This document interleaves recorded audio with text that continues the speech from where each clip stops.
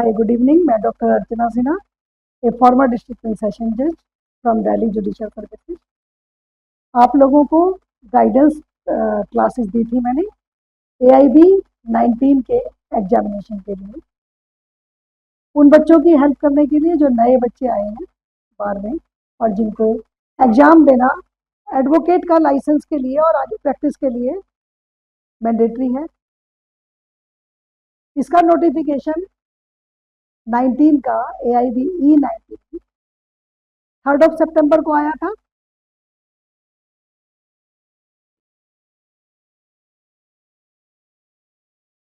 और जो रजिस्ट्रेशन शुरू हुआ था वो 3 सितंबर से आपको जो लास्ट डेट थी वो थी 25 अक्टूबर। 3 सितंबर से 25 अक्टूबर को थी, बट 25 अक्टूबर को रिवाइज्ड नोटिफिकेशन आया जिसमें कि डेट बढ़ा दी गई थी। रिवाइज्ड शेड्यूल के हिसाब से आपको 3 सितंबर से आपका शुरू हो चुका था रजिस्ट्रेशन, लेकिन क्लोज करने की जो डेट थी वो कर दी गई थी 15 नवंबर। 3 सितंबर से 15 नवंबर तक, बिकॉज कुछ बच्चों के कुछ कॉलेजेस के रिजल्ट डिले हो गए थे। हम आपसे आके मिले थे इसी फोरम पर और हमने आपको बताया था कि हम अपने इस फोरम से उन सभी नए एंट्रेंट जो कि बार में एंटर करना चाहते हैं उनको गाइड करने के लिए, गाइडेंस के लिए, इस एग्जाम के लिए एक स्पेशल क्लास शुरू की और वो हमने शुरू की थी 15 सितंबर से ही। जिन बच्चों ने हम लोगों को अप्रोच किया और हम लोगों के साथ जुड़े और जिन्होंने हमसे गाइडेंस ली, we are feeling proud to inform that all such students have passed their exam and now they are in the queue of joining their practice, or who are aspiring for judiciary, they are preparing for that. So congratulations to all who have cleared this barricade and who had paved their way to enter into the membership of bar to become an advocate or practice. हम आपको बता दें कि as per bar council ये जो exam है, बहुत confusion है लोगों को कि ये एग्जाम हम कितनी बार दे सकते हैं, इसकी क्या लिमिटेशन है और क्या हम एक पर्टिकुलर नंबर ऑफ अटेम्प्ट कर सकते हैं और उसके बाद हम बार में अपना परमानेंट एनरोलमेंट नहीं पा पाएंगे। ऐसा कंफ्यूजन बहुत लोगों को है। हम इसको क्लियर कर देते हैं, हम आपको बता देते हैं कि इसके लिए क्या क्लैरिटी है। Number 1, number of attempts. आप कितनी बार ये एग्जाम दे सकते हो, नंबर ऑफ अटेम्प्ट्स की कोई लिमिट नहीं है, नो लिमिट। यानी आप जितनी मर्जी बार आप ये एग्जाम दे सकते हो। तो नंबर ऑफ अटेम्प्ट्स की कोई लिमिट नहीं है। तो ये जो कंफ्यूजन है कि हम 2 ही बार दे सकते हैं या हम 2 साल तक दे सकते हैं या हम उसके बाद कभी प्रैक्टिस नहीं कर पाएंगे अगर हम 2 अटेम्प्ट पे पास नहीं होंगे, ये कंफ्यूजन्स को क्लियर कर रही हूँ मैं। क्योंकि रिजल्ट जो इस बार आया है AIB E19 का, ये बहुत ही परेशान करने वाला है, बहुत अच्छा नहीं है। आप जानते हैं इसमें फेल परसेंटेज है 58 और पास परसेंटेज है 42। तो this is not a very good scene. Last time AIB E18 में 48% पास हुए थे और 52% फेल हुए थे। This was the position of 18। इस बार ये कंडीशन और भी ज्यादा खराब है। इस बार ये कंडीशन और भी ज्यादा खराब है।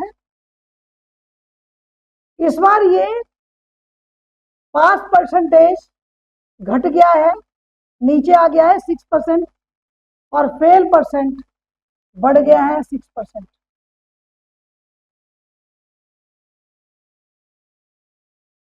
तो हमें और बहुत लोगों को ये कंफ्यूजन है जो LLB करके आए हैं या जो दे रहे थे एग्जाम, उनको ये कंफ्यूजन है कि क्या इसका अटेम्प्ट जो है वो लिमिटेड है और हम अगर नहीं पास कर पाए तो क्या 2 साल के बाद हम कभी भी प्रैक्टिस नहीं कर पाएंगे? नो, ऐसी बात नहीं है।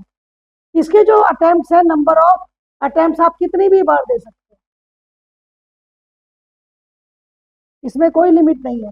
देखिए पोजीशन क्या है, ये बात क्लैरिफाई की गई है रिजोल्यूशन डेटेड 31/1/17, 31/1/17/2017। इसका ये रिजोल्यूशन है बार काउंसिल का।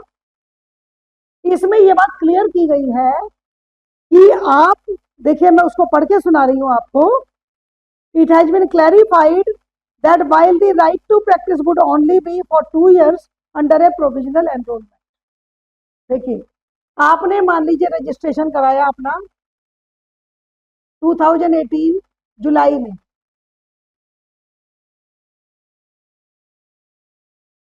आप 2 साल तक 2020 जुलाई तक आप प्रोविजनल इनरोलमेंट के साथ प्रैक्टिस कर सकते हैं फॉर 2 years। यानी जब आपने एनरोलमेंट कराया तब आपका प्रोविजनल इनरोलमेंट हो गया। इस 2 साल के अंदर अंदर आपको AIB का एग्जाम पास करना है। Provisional enrolment will become permanent enrolment after clearing of this exam. This is the position. अगर आप 2 साल में नहीं कर पाते हो तो you can not practice until you clear this exam. यानी कि आपको जो प्रोविजनल एनरोलमेंट के साथ जो प्रैक्टिस अलाउड थी वो आपको नहीं रहेगी until you clear this exam.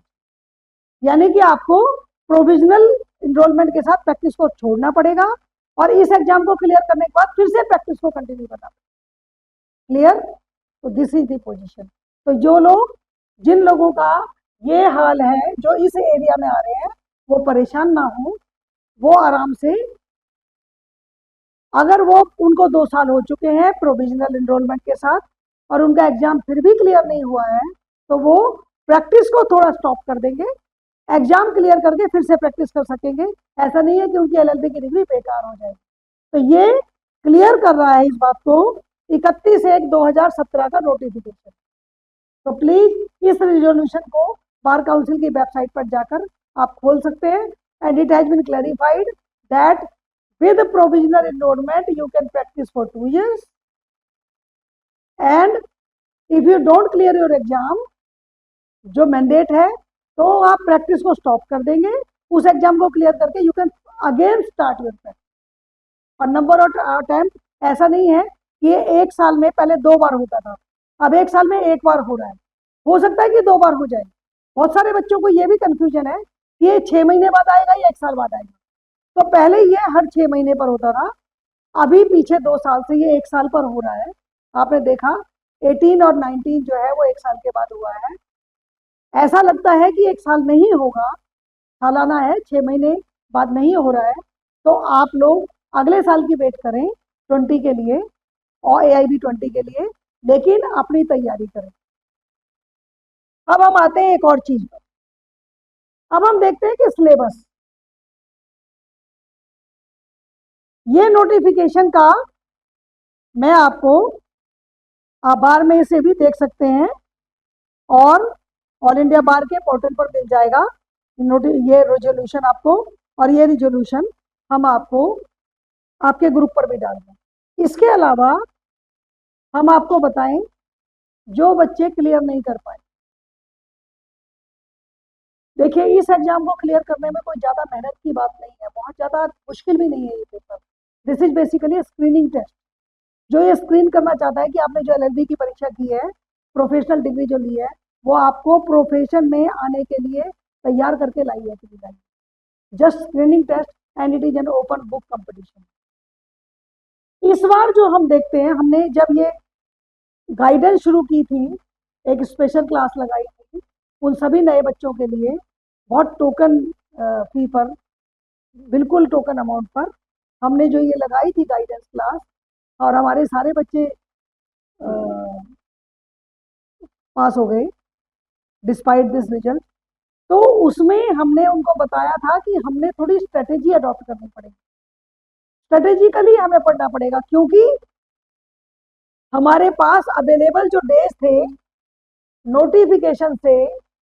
Notification की डेट से हमारे पास डेट ऑफ एग्जामिनेशन जो थी उसके लिए अवेलेबल डेज थे 80 डेज, 80 डेज, ओनली 80 डेज। और उस 80 डेज में हमें कितने सब्जेक्ट पढ़ने थे? 24 सब्जेक्ट, 24 सब्जेक्ट्स, जिसमें कुछ सब्जेक्ट्स काफी बड़े थे। अब 24 सब्जेक्ट्स में भी हमें 24 + 3 यानी 27 सब्जेक्ट्स पढ़ने थे इस बार, क्योंकि 3 नए लॉ भी आ गए हैं, तो 27 सब्जेक्ट्स पढ़ने थे। 27 सब्जेक्ट्स का मतलब ये है कि हमें कम से कम एक सब्जेक्ट के लिए 3 दिन मिल रहे हैं बस। 27 × 3 = 81। 81 फर्स्ट डे पर हमारा एग्जाम है, और हमारे पास 27 सब्जेक्ट पढ़ने हैं, तो हमारे पास 3 दिन मिल रहे हैं एक सब्जेक्ट को पढ़ने के। हमने वैसे एलएलबी में पढ़ रखे हैं, लेकिन हमें उस एग्जाम के लिए भी थ्रू होना था, तो इसके लिए स्ट्रेटेजी क्या हम अडॉप्ट कर सकते हैं और क्या हो सकता है फेल होने का कारण, उस पर हम थोड़ा सा विचार करेंगे, और पास होने के तरीके, ताकि अगला एग्जाम हम दें, जिन लोगों का नहीं हुआ है उसमें हम थ्रू हो जाए, क्लियर हो जाए। देखिए, हम जब इस सिलेबस को नजर डालते हैं तो हम इसमें देखते हैं कि हर एक सब्जेक्ट पर नंबर ऑफ क्वेश्चंस, इसमें नंबर ऑफ क्वेश्चंस जो आपके थे वो थे 100। हर एक क्वेश्चन 1 मार्क का, और आपको 100 मार्क का ही पेपर था। No negative marking, no negative marking. यानी कि पहला फार्मूला हमें क्या अडॉप्ट करना है कि हमें पेपर को टाइम मैनेजमेंट करके 100% अटेम्प्ट करना, क्योंकि नेगेटिव मार्किंग है नहीं। जब हम 100 में से मार्क्स लेंगे तो हमारे मार्क्स नेचुरली अच्छे होंगे, और अगर हम पेपर ही अटेम्प्ट करेंगे 80% या 90%, तो हमारे मार्क्स नीचे चले जाएंगे। पासिंग क्राइटेरिया क्या था? पासिंग क्राइटेरिया था 45% for others including general and 40% for SC and ST। यानी कि आपको कम से कम 45 मार्क्स 100 में से लाने जरूरी ही थे पास होने के लिए, और 40% आपको रिजर्व कैटेगरी वालों को लाने थे। 40 क्वेश्चन ठीक होने चाहिए उनके, और 45%। इस बार 19 वाले में हमारा जो पास फाइनल जो डिसीजन था ऑल इंडिया बार का, 93 क्वेश्चंस को उन्होंने अप्रूव किया, 7 क्वेश्चंस को डिलीट कर दिया। यानी कि जो 93 क्वेश्चंस डिलीट से अलावा थे, उसमें से आपको 45 पूरा करने के लिए चाहिए थे 42 क्वेश्चन करेक्ट पास होने के लिए, और जो 40 वाले थे उनको चाहिए थे 37 क्वेश्चन फॉर SC ST और ये general and others out of 93 for having 45% and 40%. This was the calculation. अब हम जाते हैं पास कैसे हो। अगर हम रह गए हैं तो हमारा अगली बार ऐसा चांस ना हो कि हम रह जाएं। तो पास कैसे हो, उसके लिए हमने उन सभी स्टूडेंट्स को जिन्होंने हमसे गाइडेंस ली उन्हें एक बात बताई थी कि हम पहले पूरे सिलेबस को ध्यान से देख लें और हर एक सिलेबस को एक वेटेज दी। कॉन्स्टिट्यूशन लॉ को 10 दी हुई है, आईपीसी को 8 दी हुई है, सीआरपीसी को दी हुई है 10 और सीपीसी को दी हुई है 10 और एविडेंस एक्ट को 8। तो अगर हम इन सबको ऐड करते हैं, जो बेसिक पेपर्स हैं प्रैक्टिस के लिए, सिविल और क्रिमिनल कोर्ट की प्रैक्टिस के लिए, हम अगर इसको ऐड करते हैं तो ये हमारे बन जाते हैं 30 + 16 यानी 46। क्लियर? इसके साथ हमें नए एक्ट भी पढ़ने थे, ये तीनों के साथ हमें नया एक्ट भी पढ़ना था।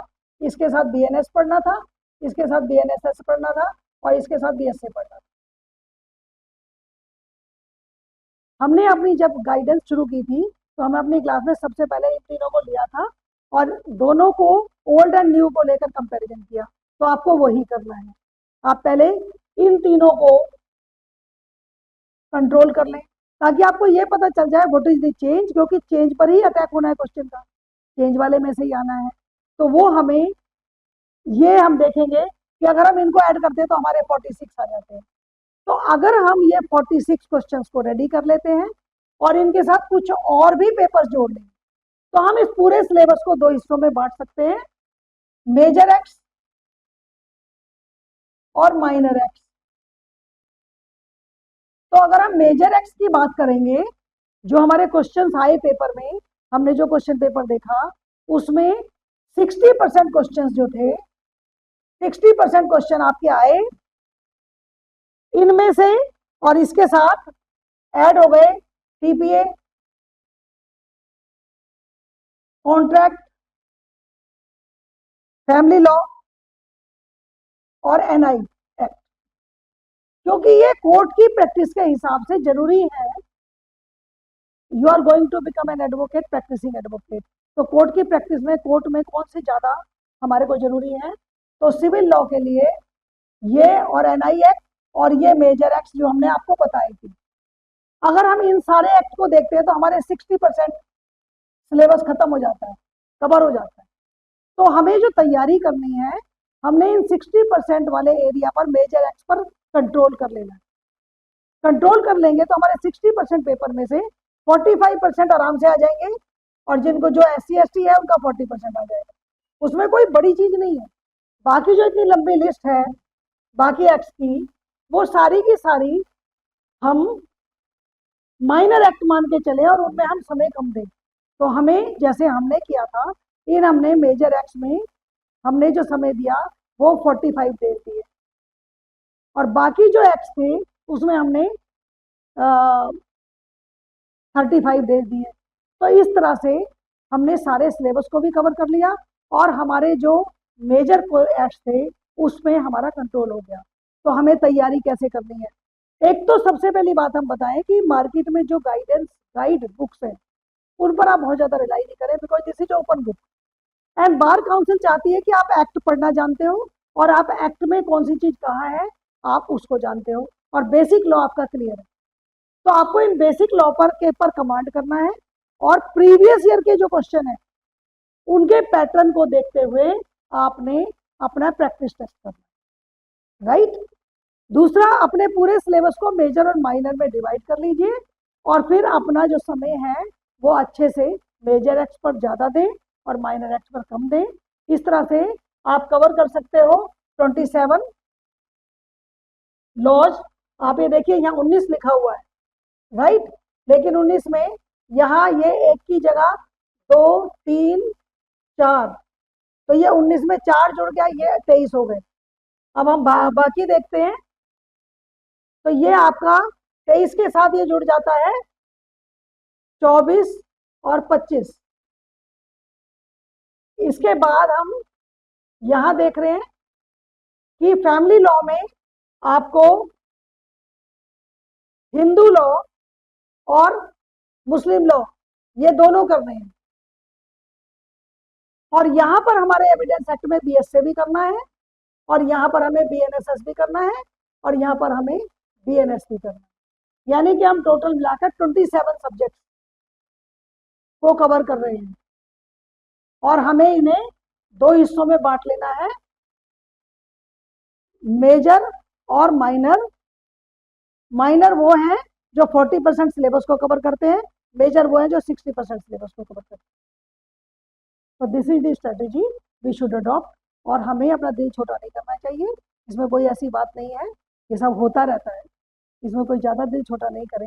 अगली बार आप पास हो जाएंगे, जो रह गए उनको अभी से चाहे तो तैयारी कर लें, क्योंकि तो बेसिक लॉज है, हमें पता भी होने चाहिए। हम प्रैक्टिस में आना चाहते हैं, और जिनके पास अभी 2 साल का समय है प्रोविजनल एनरोलमेंट के साथ, वो प्रैक्टिस अपनी कंटिन्यू कर सकते हैं प्रोविजनल एनरोलमेंट के साथ।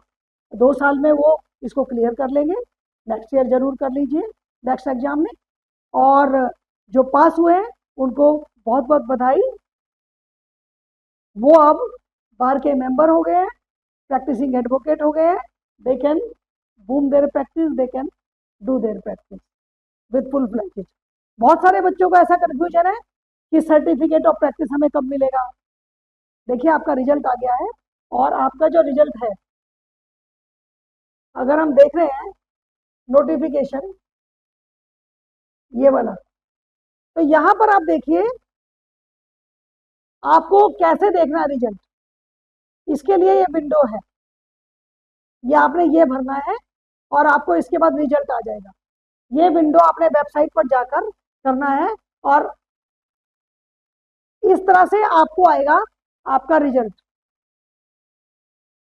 ये आपका रिजल्ट का फॉर्मेट है, और जब आप पास हुए हैं तो आपको यहाँ रिजल्ट स्टेटस लिखा हुआ है पास, यहाँ लिखा होगा पास। तो जिन लोगों को अपना रिजल्ट नहीं पता चला है, वो इस तरह से अपना ये पोर्टल खोलकर और अपना रिजल्ट देख सकते हैं। यहाँ पर आपका लिखा होगा पास, ये आपका रिजल्ट डिटेल्स है, यहाँ आपका नाम आएगा, ये आपका फादर्स मदर्स नेम, ये आपका रोल नंबर है, यहाँ पर ये आपका रजिस्ट्रेशन नंबर है, और ये आपका एनरोलमेंट नंबर है। इसके साथ आपको पास आ रहा है। और ये जो आपका प्रिंट है, इसको आप प्रिंट ले लीजिए, जो आपको ऑल इंडिया बार से मिल रहा है, और ये print itself is sufficient for making you sure and confident that you are now having permanent enrolment number. Basically this is your permanent enrolment number, जो आपका पास सर्टिफिकेट है। Certificate of practice will come in due course, no worry, उसके लिए आपको परेशान होने की जरूरत नहीं है। ये कागज अपने आप आपके प्रोविजनल एनरोलमेंट को परमानेंट एनरोलमेंट में बदल देता है। तो ये आप निकाल कर रख लीजिए। विद दिस, जिन लोगों को ऐसा मिला है उनको एक बार फिर से कॉन्ग्रेचुलेशंस, और जिनको नहीं मिल सका है वो दिल छोटा ना करें, अगली बार क्लियर कर लेंगे और स्ट्रैटेजी अडॉप्ट करिए। चाहे तो आप हमारे फोरम को ज्वाइन कर सकते हैं, हमारे से गाइडेंस ले लें। Thank you very much.